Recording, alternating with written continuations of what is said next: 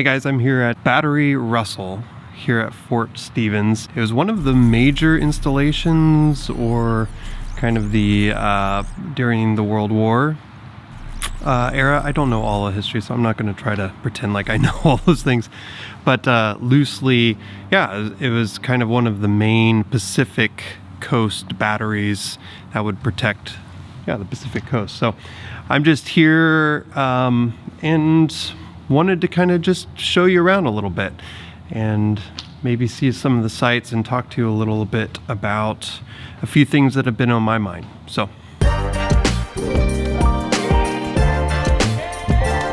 I just wanted to fill in a little more history with Fort Stevens and Battery Russell specifically. What's interesting is the fort itself dates back to the Civil War. And then more recently, Battery Russell is known for the only recorded time during World War II or since that American soil has actually been fired upon. It was a Japanese submarine, the I-25, and it was just at the mouth of the Columbia, and it actually shot 17 rounds toward the fort, or towards Battery Russell. The commanding officers had a choice to fire back or to just go silent, and so that's what they did. They basically had a blackout so they wouldn't give away their position, allowed the submarine to fire, which all the shots didn't really cause any significant damage. I think some telephone poles or something got hit, but otherwise they fell in a nearby baseball field and really didn't cause any damage. Our response to that firing was, so I guess there's a bomber in the area that was just on a reconnaissance or training mission, and so we sent that bomber to go check it out, and by the time he got there, I guess the submarine had submerged and dodged any bombs, if we got any bombs off, submerged, and was undamaged. However, that submarine was actually destroyed later in the war. Very interesting history behind Battery Russell. So this place is pretty cool. Here you can see down the long corridor here. And so really, I mean, like, all of these spaces in here, I'll try to brighten this up here just a little bit so you can see, but each of these spaces, I mean, there's still significant structure here, and where they would have had offices and bunks and different places and spaces, and yeah, it's pretty cool. Like fireplaces in here. So it's a pretty cool place. I mean, like, check this out. This is really cool. Like, you come in here and you can look down this way. I know it's a little dark, and then you come up here. There's this cool little stairway. So yeah, this is actually one of the places where they would have put one of the big guns to overlook the Pacific, so they could shoot, like big old. There's pictures and things that you can see. Maybe I'll throw it up so you can see what that used to look like. But yeah, they used to go right here. It's funny because we did a youth video where we jumped into this pit and we were doing lightsaber thing.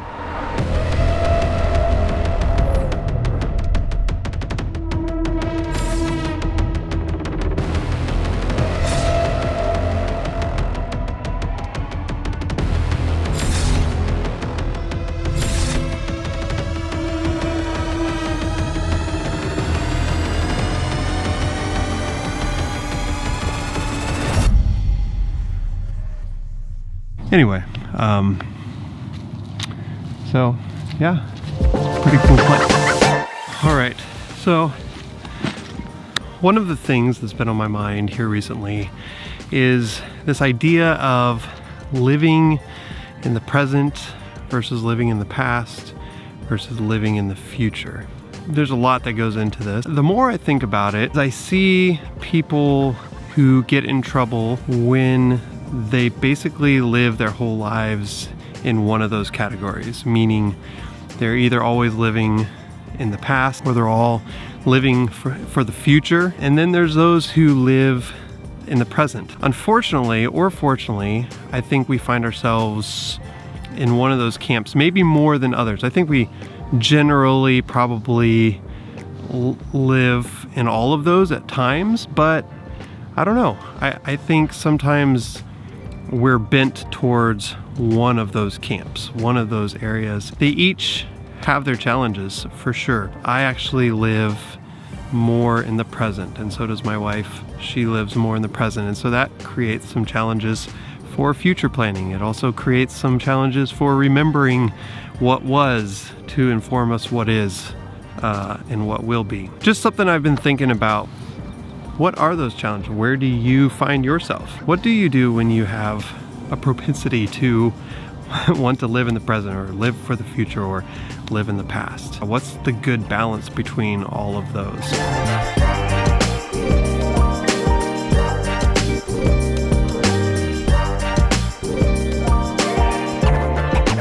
Alright, so a few of the tendencies I think for me living in the present is to not future plan. So I don't really plan as much as I should for future events and things. I'm getting better. Obviously, as you mature and life happens, you have to do these things. But in general, my frame of mind is not to go directly to how is this going to impact my future. I kind of just make choices in the moment. It's recognizing and realizing that I need to think about the future. Same being for the past. Things that I've done in the past that have gotten me to the point where I'm at presently.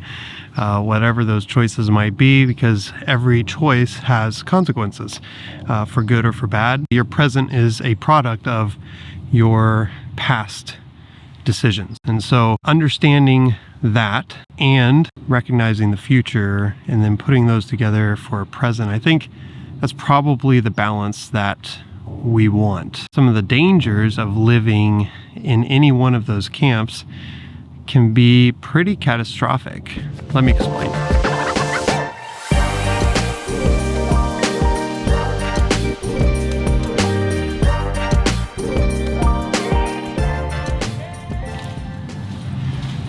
So I kind of see these cavernous old rooms as kind of like living in the past, you know. They're all cold and damp and dark and reminders of, you know, what was, because the structure's still here, you know, of the barracks that they had down here, the offices, all the different things. They're just empty rooms. And it's not exactly what our past is, but if we're always living for what was or what used to be, there's the danger of never really moving forward in our lives, you know, never taking risks or chances or seeing what the world has to offer. We're just kind of, you know, lost in these cavernous old, you know, memories. And I think it can be fairly stunting to our growth as individuals through life to just really not desire to do a whole lot. There's definitely the danger in, you know, kind of being trapped in our past or living for what was. We definitely need to continue to see the opportunities in front of us and to, and realize that what was makes us who we are today, but it doesn't necessarily mean that that's who we're going to be for the rest of forever. The past is important, but we just shouldn't live there.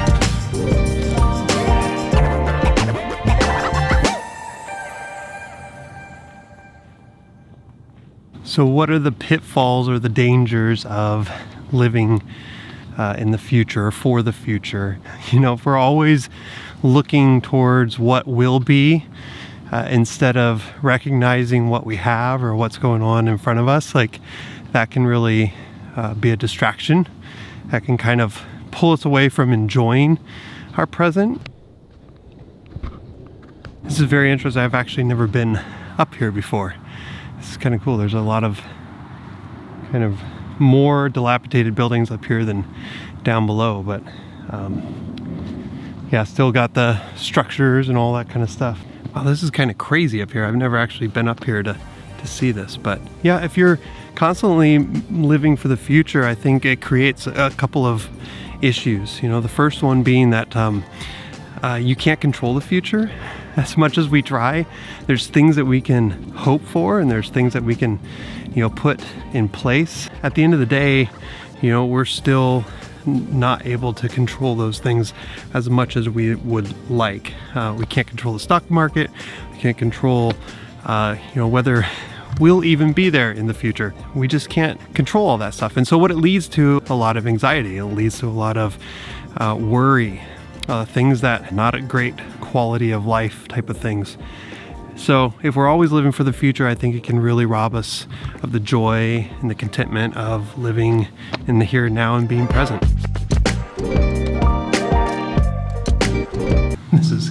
This is kind of crazy down here. It's really probably bad audio, but man, could you imagine like just kind of looking out right here, kind of seeing what's going on.